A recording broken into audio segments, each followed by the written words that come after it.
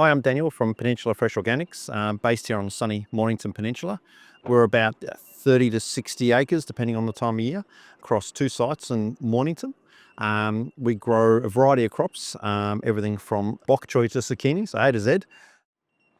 My role with the business is all sorts of things. I handle compliance, irrigation, and focusing on agri-technology. So I fly and use our spray drone and looking at what's coming down the line as far as future technologies and stuff that we can adapt for the business. So we went on a study tour to the US. That was paid for by Hort Innovations, which was fantastic, to go over and have a look at what technology is coming. So we went to the FIRA conference. It was based in California in the Salinas Valley, and it was one of these ag shows where you go and have a look at different technologies and what's coming out.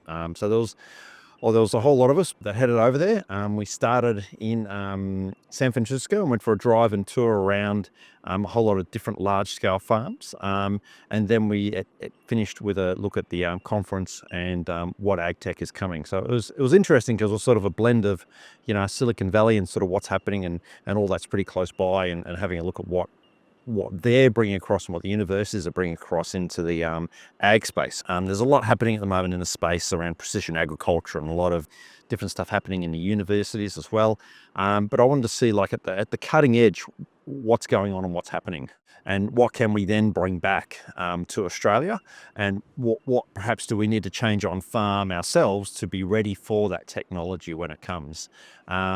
Immediate problems for us are the same with everyone in Australia, especially is labour. Like we have trouble getting staff, and then also weed management and harvesting for us, and then water management as well. So all those sort of things.